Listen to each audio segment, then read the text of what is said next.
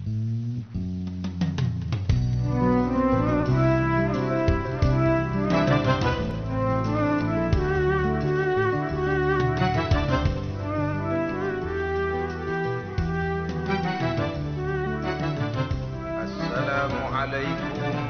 warahmatullahi wabarakatuh.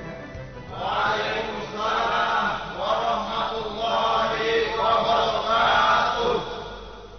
Bismillahirrahmanirrahim. Alhamdulillahi rabbil alamin.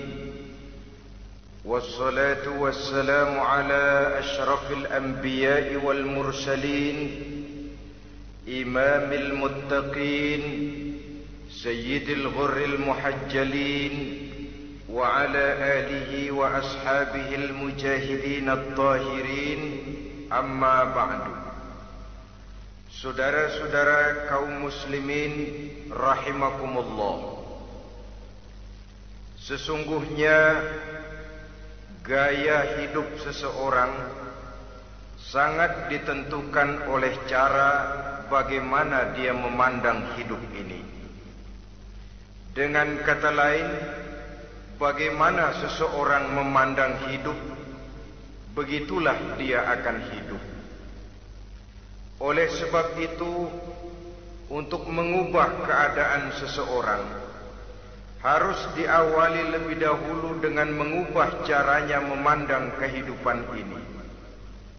Itulah sebabnya dalam surah Ar-Ra'd ayat 11, Allah Subhanahu wa ta'ala menjelaskan, Innallaha la yughayyiru ma biqaumin hatta yughayyiru ma bi anfusihim. Allah Subhanahu wa ta'ala tidak akan mengubah nasib dan keadaan satu kaum sampai kaum itu berusaha mengubah apa yang ada di dalam diri mereka sendiri.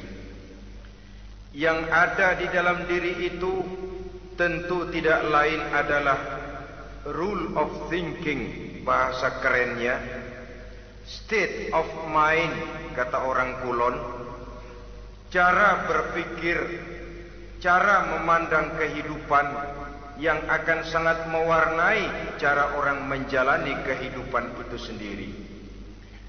Oleh karena itu, pada pertemuan kali ini kita akan membicarakan tentang dasar dan tujuan hidup dari seorang muslim di dalam kehidupan ini. Yang pertama, tentang dasar dan landasan hidup.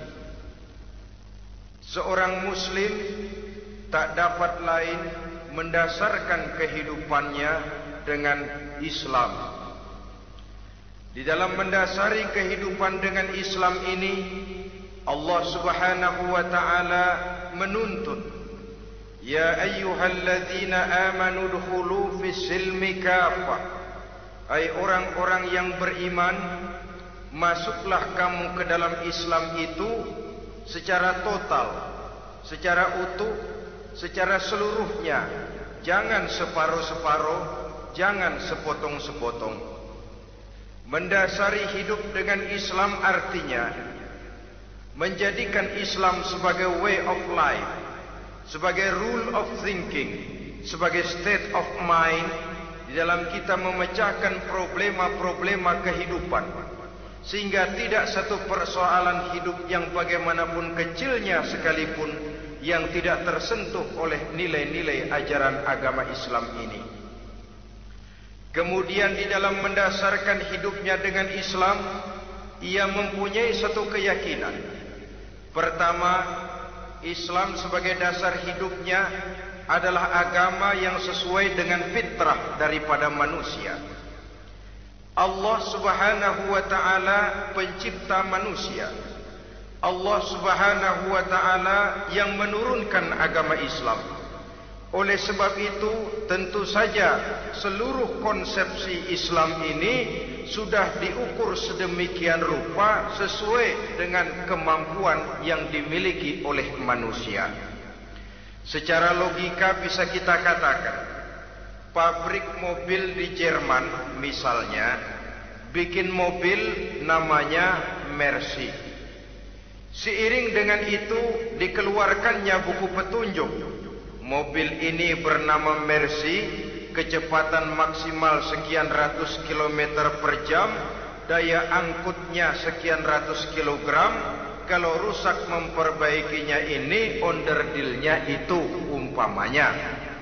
Karena pabriknya yang bikin mobil, lalu pabriknya juga yang mengeluarkan buku petunjuk, tentu buku itu sesuai benar untuk mobilnya.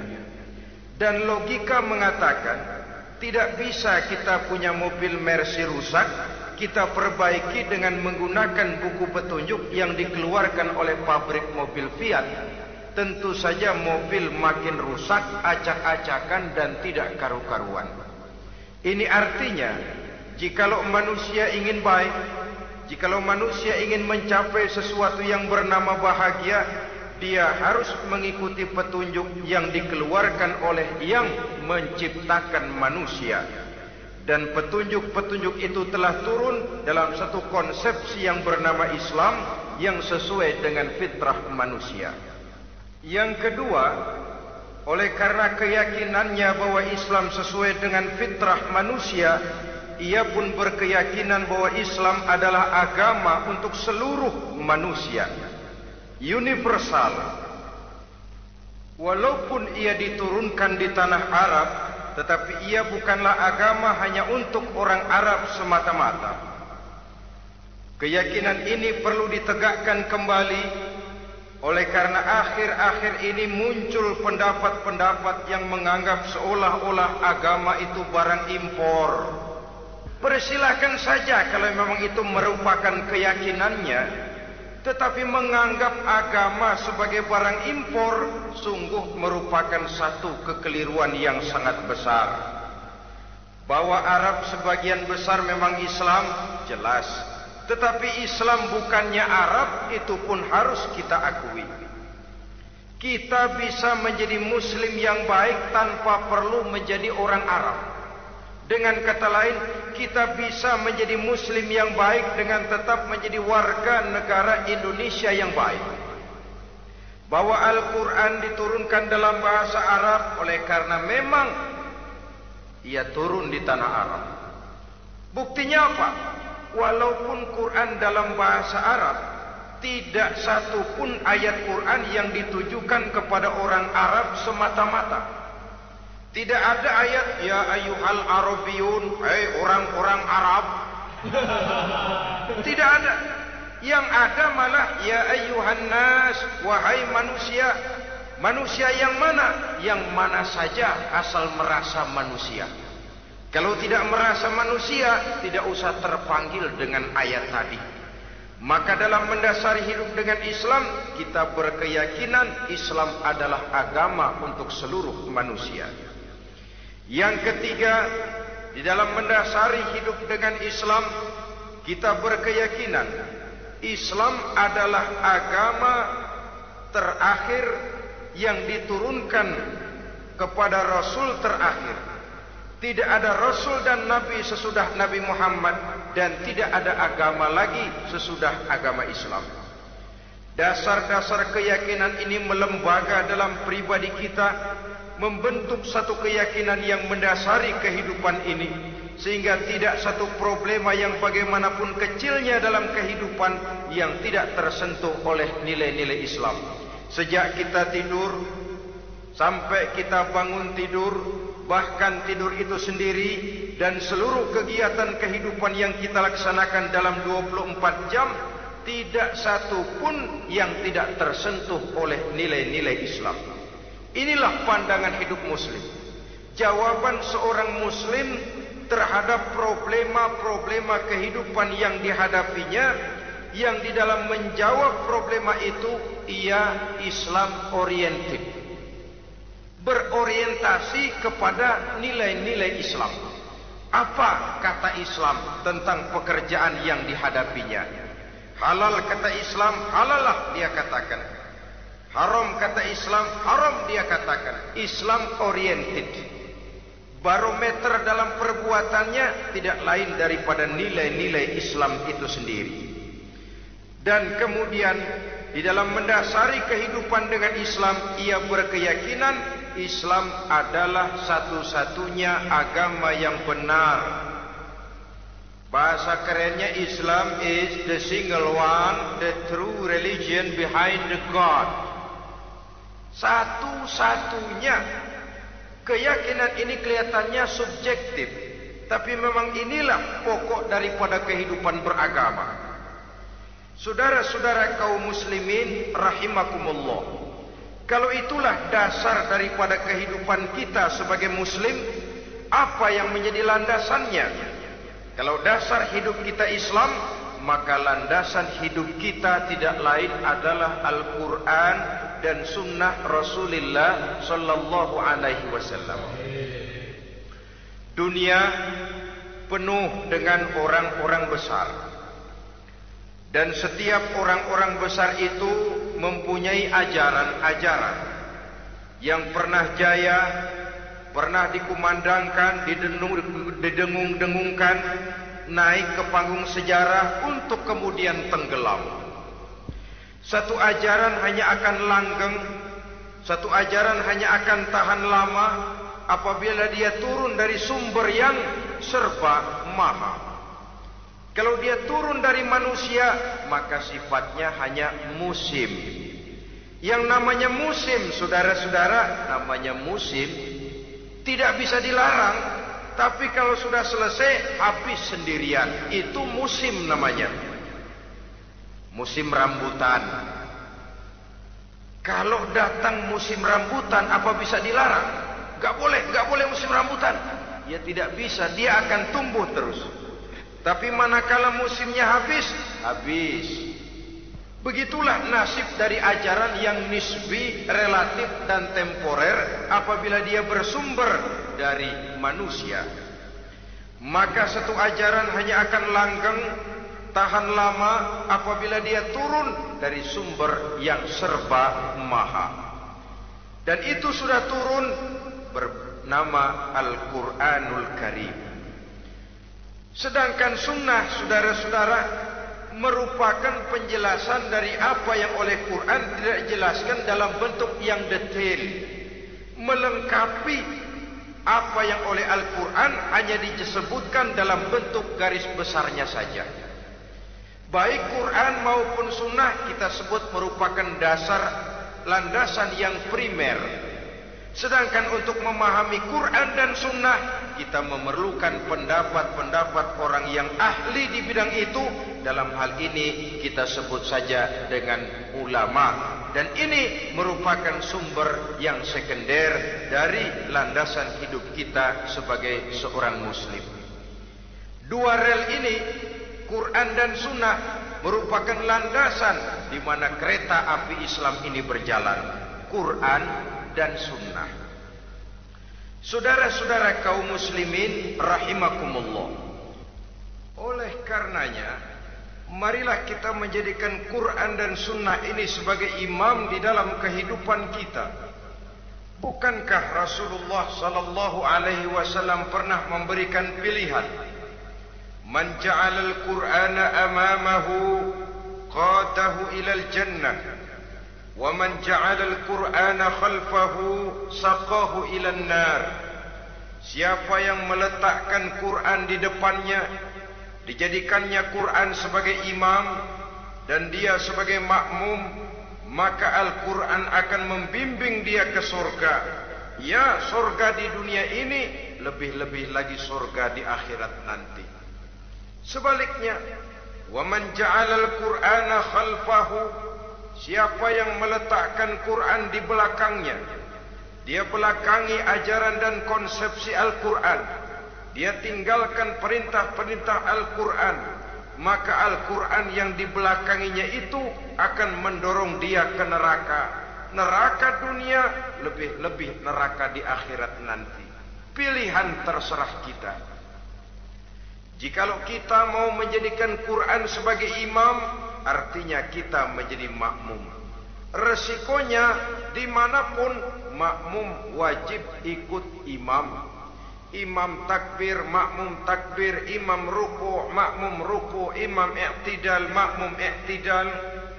Jikalau Quran imam kita dan kita adalah makmum, maka itu berarti jikalau ke barat komando Quran, ke barat kita pergi. Jikalau ke timur kata Quran, ke timur kita menuju. Jikalau halal kata Quran, halal kita katakan. Jikalau haram kata Quran, haram kita ucapkan. Itu resikonya kita menjadi makmum, menyusun pola hidup yang lebih Qurani. Tapi sebaliknya, ke barat komando Quran, ke timur kita pergi, ke utara kata Quran, ke selatan kita menuju. Halal kata Quran, malah kita tidak mau melaksanakannya. Haram kata Quran, kita senang bukan main.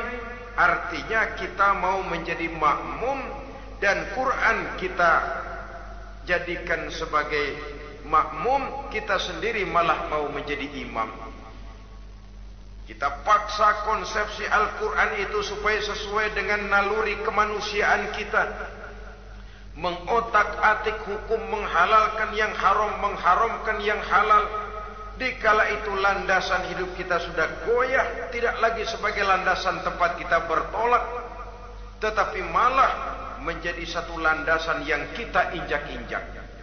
Sesungguhnya saudara-saudara, Quran tidak akan membawa berkah, tidak akan menjadi rahmatun wa syifaun lil mu'minin, menjadi penyembuh, menjadi rahmah bagi orang-orang beriman, apabila yang kita baca itu kita injak-injak di dalam kehidupan.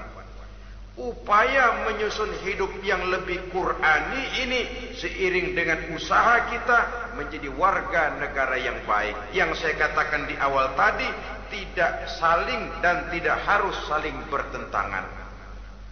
Jadi dengan demikian, dasar hidup kita sebagai muslim adalah Islam, dan landasan hidup kita tidak lain adalah Al-Quran dan sunnah Rasulullah sallallahu alaihi wasallam. Ini landasan tempat kita bertolak. Ini yang mewarnai gaya kehidupan kita. Apapun yang mau kita lakukan, tempat kita bertanya lebih dahulu Quran dan sunnah. Saya mau melakukan pekerjaan ini, apa kata Quran? Saya mau pergi ke tempat ini, apa kata Quran? Saya mau berusaha dengan mengerjakan perusahaan ini, apa kata Quran? Merupakan landasan daripada kehidupan kita. Ini yang saya katakan tadi, membentuk rule of thinking, state of mind, bahwa gaya kehidupan kita diwarnai oleh landasan hidup yang bertumpu pada ajaran Al-Quranul Karim dan sunnah Rasulullah sallallahu alaihi wasallam. Baiklah ya, ini yang pertama tentang dasar dan landasan hidup. Yang kedua tentang tujuan hidup. Kalau sudah ada landasan tempat kita bertolak, lalu kemana pantai yang akan kita tuju? Mau apa sih kita hidup ini? Berleha-leha, menjalani acara rutin, bangun tidur sampai tidur lagi, kemudian besok begitu lagi, sampai menunggu datangnya sang ajal? Atau ada satu tujuan yang akan kita capai di dalam kehidupan ini? Apabila kita teliti, maka Al-Quran mengajarkan tujuan hidup setiap muslim pada dasarnya ada dua. Pertama, kita sebut saja tujuan jangka pendek. Tujuan jangka pendek itu sasarannya dunia sekarang ini. Bentuknya horizontal. Targetnya agar setiap pribadi muslim menjadi rahmatan lil alamin, rahmah bagi lingkungannya. Inilah yang oleh agama dinamakan hablum minan nas, yang isinya adalah ilmu dan peradaban. Jadi dunia dan seluruh isinya merupakan tujuan jangka pendek saja. Untuk mencapai tujuan jangka pendek, dunia dan seluruh isinya, unsur penunjangnya adalah pendidikan, pengalaman, atau nasib. Makin tinggi pendidikan, makin mudah menjangkau hidup. Makin banyak pengalaman, makin mudah menguasai dunia. Atau karena faktor nasib, pendidikannya tidak seberapa, pengalaman pun kadang-kadang dangkal, tapi karena nasibnya lagi hoki, kata orang sekarang, nasibnya lagi bagus, dia naik ke panggung memegang peranan.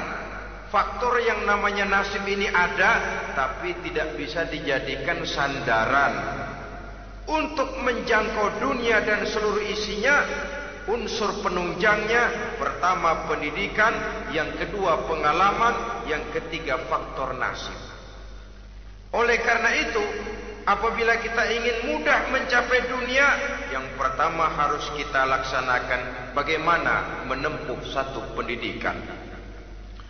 Di zaman sekarang orang terangsang untuk hidup dalam pola yang oleh orang-orang priangan disebut hardolin. Saudara tahu hardolin? Itu potongan dari dahar modal ulin. Filsafat hidup yang pakaian mau bagus, makan mau enak, kerja nggak mau.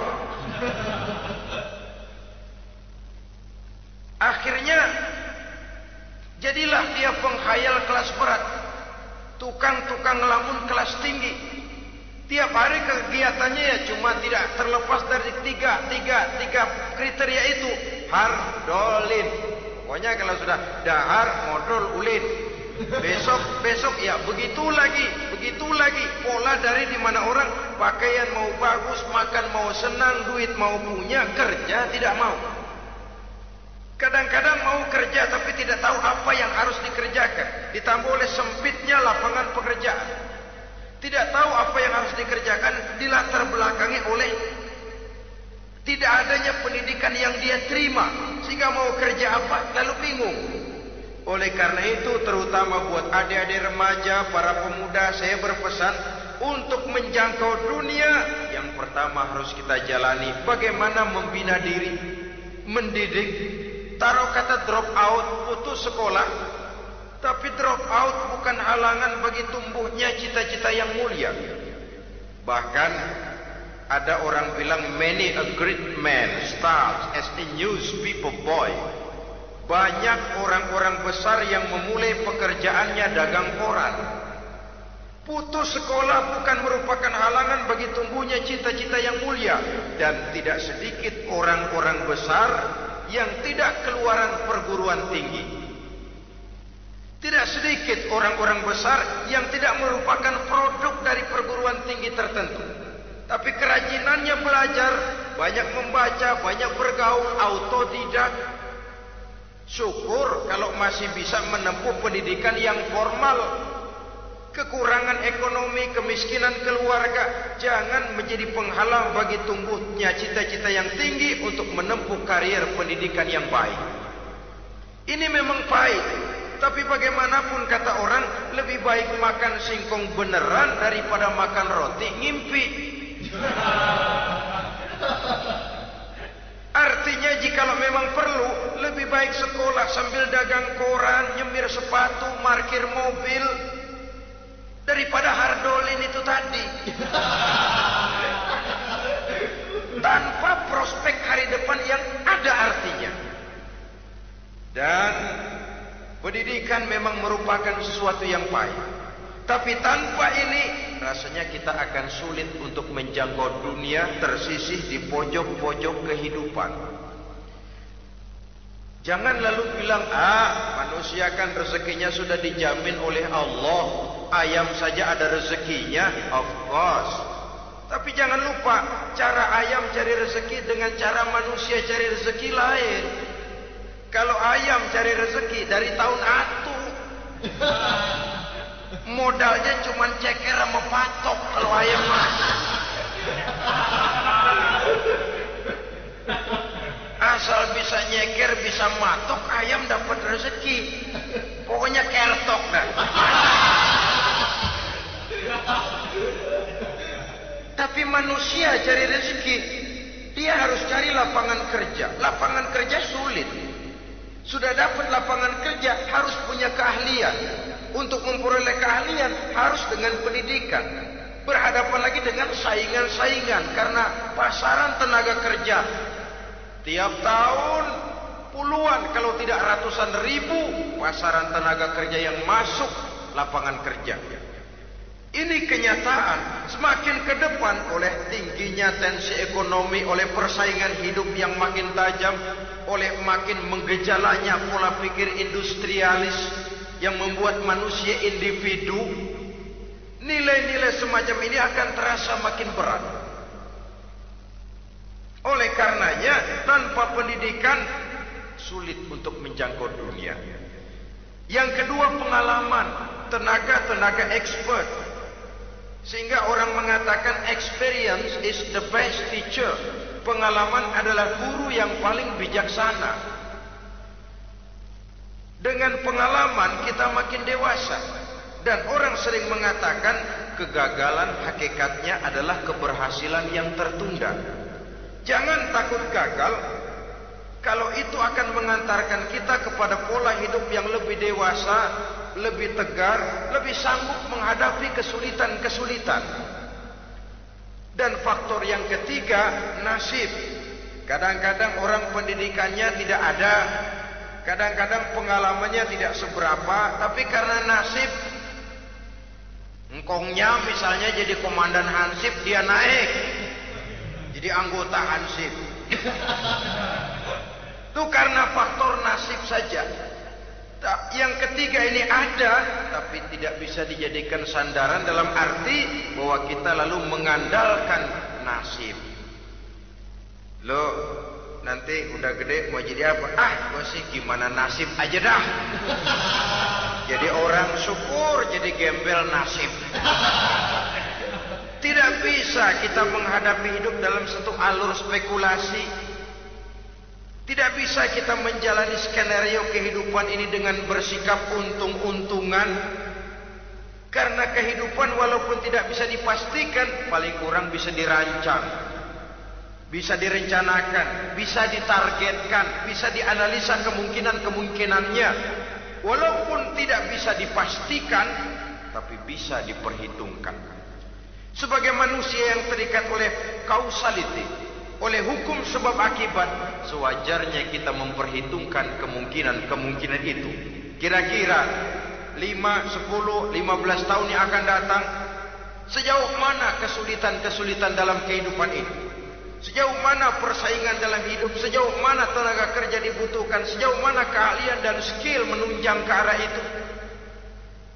Kalau tidak, kita akan tersisih di sudut-sudut kehidupan untuk lebih banyak jadi penonton daripada menjadi pemain.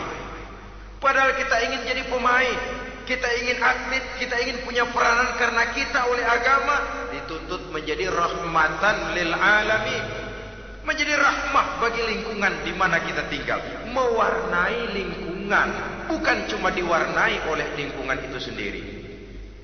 Itu tadi tujuan jangka pendek sebagai tujuan yang pertama. Yang kedua, tujuan jangka panjang. Tujuan jangka panjang ini sasarannya adalah akhirat. Bentuknya vertikal, targetnya adalah mardotillah atau ridho daripada Allah. Dan ini yang oleh agama dinamakan dengan hablum minallah, tali vertikal yang menghubungkan manusia langsung dengan Tuhannya. Untuk mencapai tujuan jangka panjang akhirat ini, unsur penunjangnya adalah prestasi ibadah.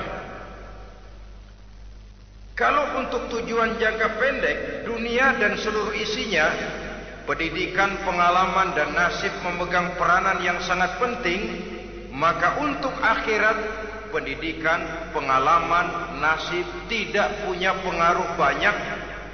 Unsur penunjangnya adalah prestasi ibadah. Bagaimanapun tinggi pendidikan, bagaimanapun banyak pengalaman, tanpa prestasi ibadah, nol besar kita dalam pandangan Allah Subhanahu wa ta'ala. Saudara-saudara kaum muslimin rahimakumullah, itu sebabnya seorang muslim sholat, puasa, haji, zakat, yang kalaupun ada target dunia itu cuma side effect saja, sekedar satu efek sampingan. Target utamanya tetap tujuan jangka panjang, akhirat dan ridho Allah. Kenapa kita sholat? Untuk mencari ridho Allah. Kenapa kita laksanakan ibadah haji? Untuk mencari ridho Allah. Kita bangun di keheningan malam untuk mencari ridho Allah. Kalau ada akibat dunia, itu cuma akibat sekunder saja. Ada misalnya orang karena tekun ibadah rezekinya lancar, itu baru persekot, baru tanda jadi. Kadang-kadang persekotnya saja sudah nikmat kok, apalagi cashnya, kontannya. Sebaliknya kalau ada orang rajin ibadah rezekinya seret, jangan jadi alasan. Kok lu nggak sembahyang? Alah, tetangga gua rajin sembahyang melarat terus. Ya memang sholat itu bukan dengan target dunia, target akhirat, saudara-saudara. Oleh sebab itu, seorang muslim adalah seorang yang berpandangan luas, berjiwa lapang. Maksudnya apa? Tujuan jangka pendek dan jangka panjang ini harus dia raih kedua-duanya. Ini yang oleh Al-Quran diajarkan agar setiap muslim mencapai fid dunya hasanah wa fil akhirati hasanah. Kebaikan di dunia, kebaikan di akhirat. Itu arti hasanah. Jangan macam orang dulu, punya istri dua pergi haji. Yang satu yang muda istrinya namanya Hasanah, yang satu namanya Khadijah. Waktu tawaf keliling Ka'bah, si suami ini nggak bisa doa apa-apa kecuali Rabbana Atina itu. Tiap putaran Rabbana Atina fid dunya hasanah wa fil akhirati hasanah. Putaran kedua Rabbana Atina fid dunya hasanah wa fil akhirati hasanah. Ini istri tuanya yang namanya Khadijah dengerin aja. Akhirnya di satu saat dia colek suaminya, "Bang, mentang-mentang Hasanah bini muda disebutin melulu. Saya dong disebutin dalam doa." "Iya deh, ntar putaran selanjutnya." Suaminya blow on juga.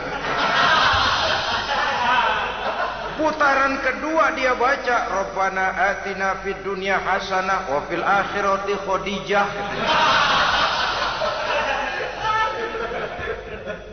Saudara-saudara, itu makna refleksi daripada doa tadi itu, doa sapu jagat.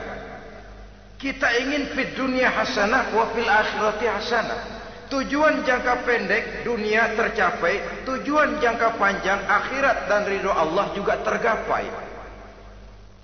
Oleh sebab itu Al-Quran menjelaskan, wabtaghi fima atakallahu ad-daral akhirah wala tansa nasibaka minad dunya.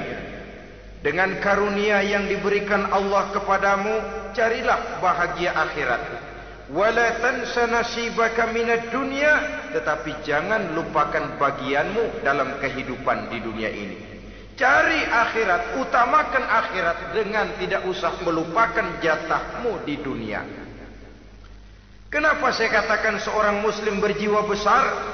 Sebab andai kata dia gagal mencapai tujuan jangka pendek, andai kata dia gagal di dunia, dan dia oleh Islam diajarkan jangan sampai gagal, tapi andai kata dia gagal, dia masih punya tujuan jangka panjang, akhirat dan ridho Allah.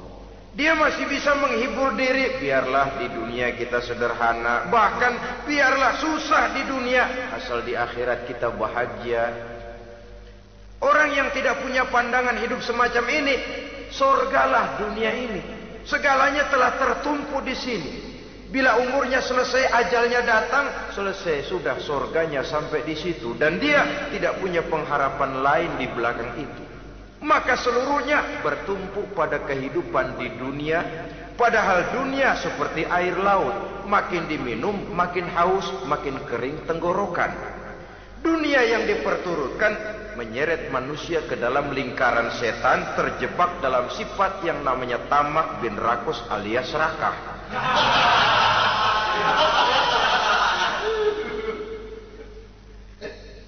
Andai kata dia gagal untuk tujuan jangka pendek, dia masih punya tujuan jangka panjang, akhirat. Dia masih sanggup berkata, biar di dunia kita sederhana, bahkan biar kebelangsak sengsara susah di dunia, asal di akhirat kita bisa bahagia. Kan masih ada harapan. Yang paling bangpak, paling rusak betul, sudah di dunia sengsara, di akhirat celaka. Jadi dunia rumahnya gubuk, pinggir kali miring, asal hujan bocor, utang selebar warung. Bayang kagak, ngaji enggak, puasa enggak, saban malam merit mulu. Saudara hadirin yang saya hormati, lalu kapan mau bahagia kalau sudah di sini susah, di sana akan susah juga.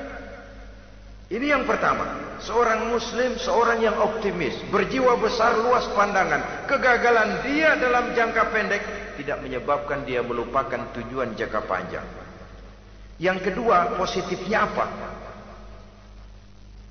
Cara dia mencapai tujuan jangka pendek diwarnai oleh keyakinan adanya tujuan jangka panjang.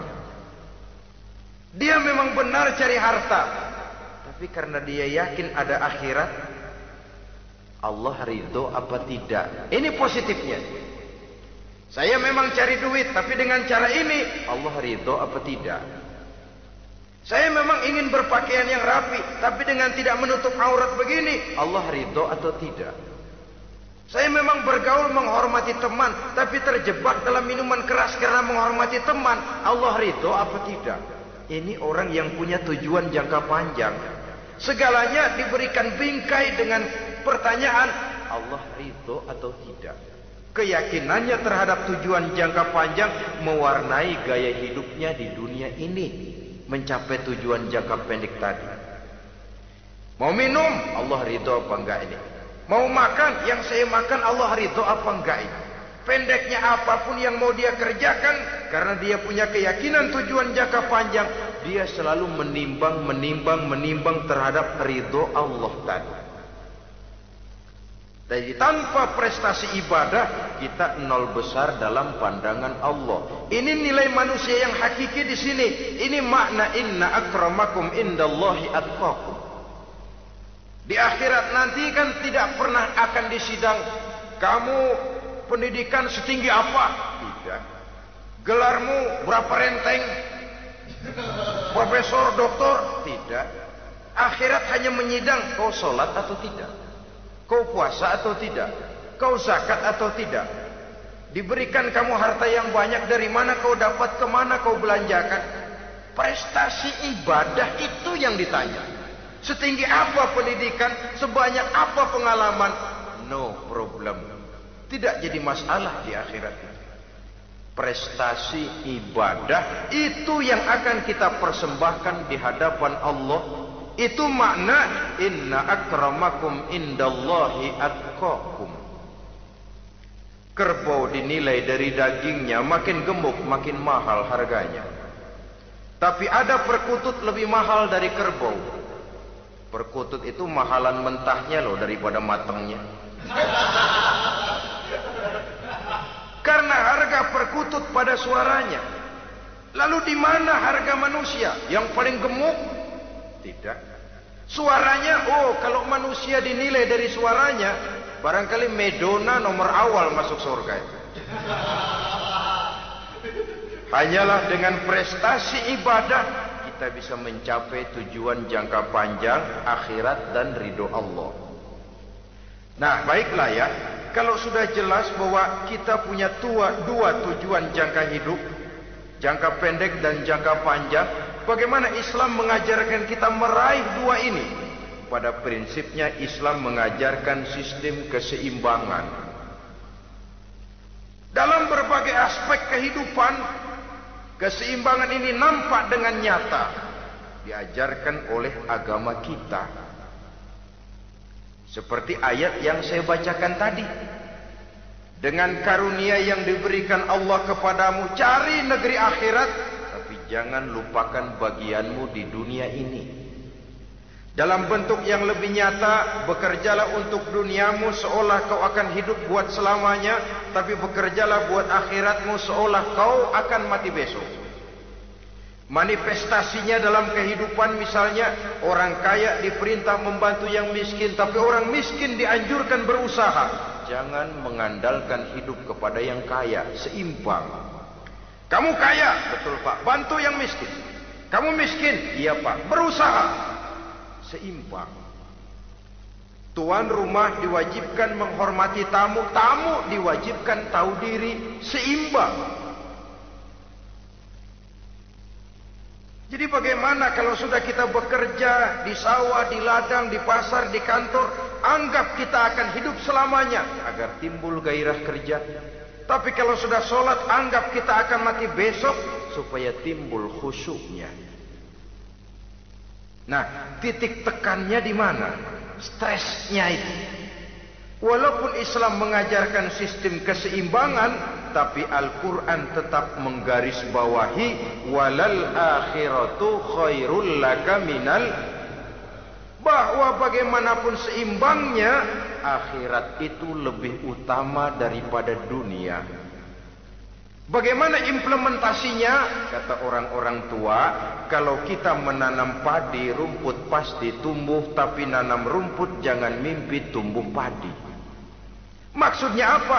Kalau satu perbuatan kita niatkan karena Allah, dunianya pasti ikut.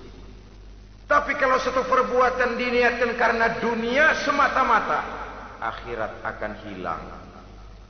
Sebab itu, biasakanlah berbuat sesuatu baik untuk tujuan jangka pendek, lebih-lebih untuk tujuan jangka panjang, dengan motif lillahi ta'ala. Jadi saya ulangi, satu perbuatan kalau sudah diniatkan karena Allah, dunia biasanya ikut. Tapi kalau diniatkan karena dunia semata-mata, akhirat akan luput. Padahal itu titik tekannya, walal akhiratu khairul laka minal ula. Saudara-saudara kaum muslimin rahimakumullah, ini tujuan hidup. Jadi landasan tempat kita bertolak sudah jelas, pantai yang akan kita tuju dalam kehidupan ini juga sudah nyata. Kita ingin mencapai apa yang dinamakan fid dunya hasanah wa fil akhirati hasanah. Untuk itu perlu ada keseimbangan, tetapi titik tekannya tetap akhirat lebih utama daripada kehidupan dunia ini. Sekarang kalau sudah ada dasar hidup, sudah ada tujuan yang akan kita capai, tentu harus ada alat untuk mencapainya. Semuanya perlu sarana. Bahkan pada hakikatnya dalam kaidah usul fikih para ulama mengajarkan lil wasail hukmul maqasid. Sarana dan tujuan hukumnya sama. Ini mestinya mendidik umat Islam jadi pinter. Jangan cuma berpikir melaksanakan satu pekerjaan, tapi juga berpikir menciptakan sarana untuk terwujudnya pekerjaan itu. Misalnya umat Islam wajib pergi haji kalau mampu, kan begitu toh? Kalau dia umat Islam Indonesia, tentu pergi hajinya ke Mekah. Mekah, Jeddah, Mekah, Indonesia perlu sarana angkutan untuk sampai ke sana. Kapal laut, kapal udara. Artinya umat Islam harus maju di bidang teknologi, bisa menciptakan pesawat, bisa menciptakan kapal laut, sarana yang akan menyampaikan dia untuk bisa melaksanakan ibadah haji. Selama ini kita bertumpu kepada pemikiran, pokoknya kan yang penting gue pergi haji pakai apa kayak gue punya duit. Dari segi pribadi memang barangkali begitu. Tapi sebagai umat yang harus mencapai kemajuan, apabila diperintahkan melaksanakan sesuatu, kita pun hakikatnya dituntut menciptakan sarana untuk menunjang pelaksanaan sesuatu itu sendiri. Agama mengajarkan an-nazafatu minal iman, kebersihan sebagian daripada iman. Siapa yang menciptakan mesin cuci? Sabun-sabun kelas deterjen, rinso dan lain sebagainya. Siapa yang menciptakan air condition, pembersih ruangan? Kita hanya berpikir pokoknya kan bersih, mau pakai apa kek? Kita jarang yang berpikir kepada pewujudan teknologi modern untuk menerjemahkan hadis itu. Syukurlah belakangan ini sudah muncul teknokrat-teknokrat muslim yang dijiwai oleh semangat Al-Quran membuka tabir rahasia konsepsi Islam di lapangan teknologi modern yang makin lama makin menunjukkan tuntutan kebutuhan daripada umat itu sendiri. Dengan demikian, apabila ada tujuan hidup, kita memerlukan alat untuk mencapai tujuan tadi. Supaya tujuan fid dunya hasanah wa fil akhirati hasanah tercapai, apa alat yang harus kita pakai? Kita lihat surah At-Taubah ayat 111 memberikan jawaban. Innallaha ashtara minal mu'minina anfusahum wa amwalahum bi anna lahumul jannah. Sesungguhnya Allah telah membeli dari orang-orang beriman diri mereka, harta mereka, bahwa sesungguhnya bagi mereka adalah surga. Coba kita simak ayat ini sejenak, akan nampak dengan jelas bahwa ayat ini hakikatnya merupakan satu transaksi yang nyata benar antara kita dengan Allah. Transaksi jual beli sudah terjadi, dan itu langsung dengan Allah, tertuang dalam pernyataan Quran. Pembeli Allah, penjual kita orang-orang beriman, dagangannya adalah anfus dan amwal, harganya adalah surga. Itu sudah tanda tangan pernyataan kita siap jual beli ya Allah. Apalagi baiat kita apa? Inna solati wa nusuki wa mahyaya wa mamati lillahi rabbil alamin. Solatku, ibadahku, hidup dan matiku cuma untuk Allah Tuhan seru sekalian alam. Minimalnya 5 kali sehari semalam baiat ini kita ulang dan kita ulang. Kenapa lalu kita tidak konsekuen? Dalam konteksnya dengan persoalan, maka alat hidup kita itu ada 2. Pertama, anfus. Ini bentuk mufrad dari jamaknya, bentuk jamak dari mufrad nafsun. Biasa diterjemahkan dengan diri. Yang dimaksud dengan diri adalah kepribadian. Yang dimaksud dengan kepribadian ialah kekayaan yang kita miliki dalam kepribadian kita. Artinya bisa tenaga, pikiran, konsep, gagasan, wewenang, ide, pangkat, jabatan, kemampuan, keahlian, skill, itu semuanya masuk ke dalam anfus, diri. Sedangkan amwal bentuk jamak dari mufrad malun, biasa diterjemahkan dengan harta. Pengertian di sini ialah seluruh bentuk-bentuk materi yang berada di bawah kekuasaan kita. Bisa rumah, bisa uang, bisa tanah, bisa kebun, bisa pabrik, bisa peternakan, itu semuanya amwal. Nah, baik anfus maupun amwal, diri, tenaga kek, pikiran kek, harta kek, pangkat kek, jabatan kek, wewenang kek, keahlian kek, untuk tujuan jangka pendek harus jadi rahmah bagi lingkungan. Untuk tujuan jangka panjang harus menunjang jalan menuju ridho Allah. Jadi kalau pangkat kita menjauhkan kita dari ridho Allah, itu bukan nikmat tuh, azab. Punya pangkat bukan melakukan kebaikan, malah melakukan kejahatan, setidak-tidaknya berdiri di belakang kejahatan, melindungi perbuatan-perbuatan munkar. Dalam kelas kakap melindungi korupsi, dalam kelas teri jadi backing tukang koprok.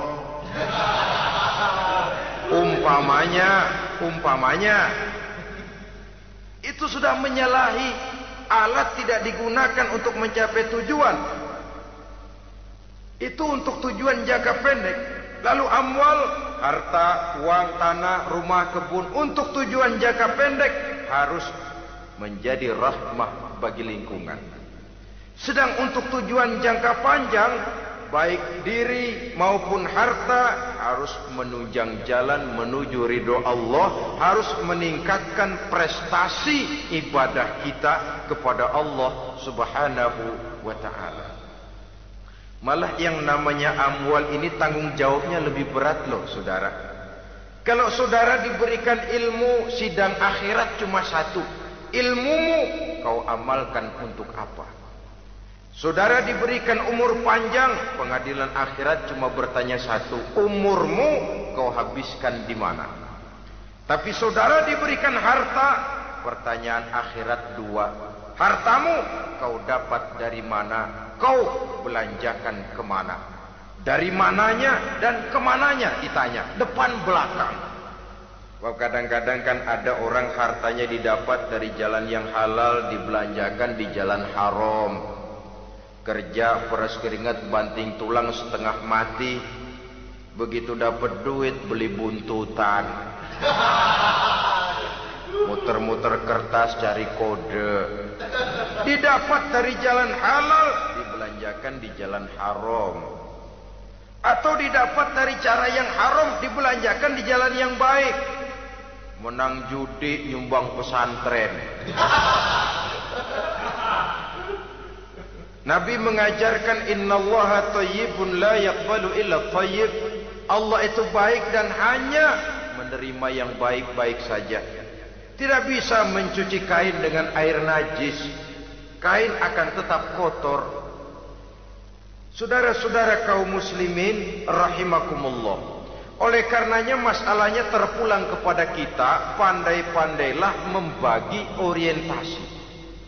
Suatu saat tenggelam kita dalam kesibukan dunia dan seluruh isinya untuk mencapai tujuan jangka pendek. Lain saat tenggelam kita memfanakan diri untuk mencapai tujuan jangka panjang, akhirat dan ridho Allah.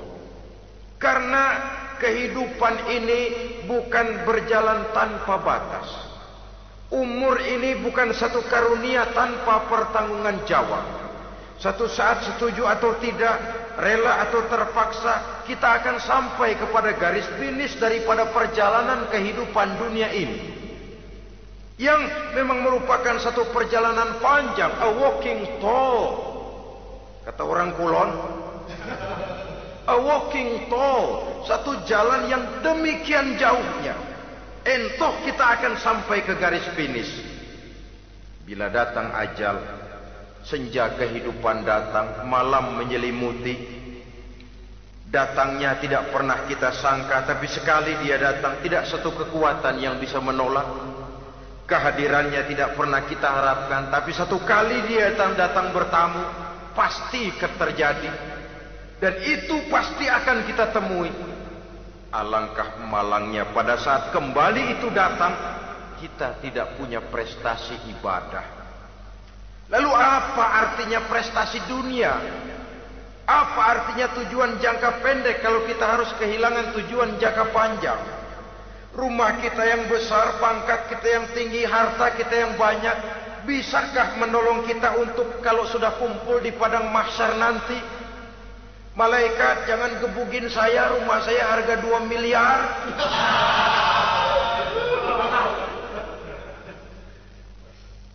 Sudahlah malaikat, damai saja, itu Rolls Royce saya. Pakai saja malaikat, pakai. Kata malaikat, gue budak, gue nggak butuh gituan. Hanya prestasi ibadah yang bisa menyelamatkan kita pada kondisi semacam itu. Jadi oleh karena itu saudara-saudara, biar di dunia ini rumah kita besar, mobil bagus, uang banyak, pabrik ada, usaha lancar, asal di akhirat masuk surga aja. Gak apa-apa. Daripada di dunia sengsara, di akhirat neraka, senangnya kapan? Sudah di sini sengsara, di sana kebelangsak. Itu yang orang-orang tua bilang lacur kuda namanya. Pelan dipecut, kenceng digentak, setengah mati, serba salah. Kuda kalau bisa ngomong, gue setengah mati, serba salah. Pelan dipecut, kekencengan ditarik, itu yang namanya lacur kuda begitu. Serba salah posisinya. Untuk itu pandai-pandailah membagi orientasi supaya tercapai tujuan ideal ini, fid dunya hasanah wa fil akhirati hasanah. Ini tentang tujuan hidup. Nah, untuk mencapai tujuan ini kita tidak berjalan sendiri. Kita perlu teman hidup. Di samping teman hidup ada pula lawan hidup. Siapa teman hidup kita untuk mencapai tujuan hidup ini? Dalam arti sempit, teman hidup kita suami istri yang taat kepada Allah. Suami istri lebih dari sekedar satu pasangan, juga saling melengkapi, merupakan bagian daripada kehidupan. Suami adalah teman istri, istri adalah teman suami untuk mencapai tujuan hidup tadi. Mencapai fid dunya hasanah wa fil akhirati hasanah. Seiring, seirama, selaras, serasi, seimbang, kata orang sekarang. Teman dalam arti sempit. Adapun teman dalam arti luas, setiap orang yang pandangan hidupnya sama dengan kita. Setiap orang yang akidahnya sama dengan kita. Terlepas dari suku bangsa apapun, warna kulit apapun, bahasa apapun, jikalau keyakinannya sama, pandangan hidupnya sama, dia adalah saudara kita dalam artian yang luas. Islam tidak kenal teritorial. Maka tidak ada itu Islam Jepang. Ya walaupun secara formalnya ada, tapi informal muslim adalah muslim, diikat dengan akidah. Itu teman hidup. Lalu lawan hidup siapa? Pertama iblis. Dalam segala bentuk dan implementasinya. Yang kedua, setiap orang yang pandangan hidupnya tidak sama dengan kita secara ideologis, itulah lawan hidup kita. Maka yang teman jadikan teman, yang lawan jadikan lawan. Jangan teman dijadikan lawan, lawan dijadikan teman. Itu namanya kopiah dipasang di kaki, pak bakyak naik ke jidat. Wajar kalau kepala lalu jadi benjol. Salah milih teman, salah cari lawan. Salah milih teman, salah cari lawan. Akibatnya kita yang akan susah di kemudian hari nanti. Saudara-saudara kaum muslimin rahimakumullah, oleh karenanya pandai-pandailah dalam hidup ini. Yang teman jadikan teman, yang lawan jadikan lawan. Kalau lawan kita jadikan teman, sementara teman kita jadikan lawan, dan itu apa yang banyak terjadi dalam praktek kehidupan, kita tidak akan bisa mencapai tujuan. Karena akan tertarung di kaki sendiri. Nah, ini sajalah yang kita bicarakan pada pertemuan kali ini. Mudah-mudahan ada manfaatnya. Terima kasih atas segala perhatian. Mohon maaf atas segala kekurangan. Usikum wa nafsi bitaqwallah. Wassalamualaikum warahmatullahi wabarakatuh. Waalaikumsalam.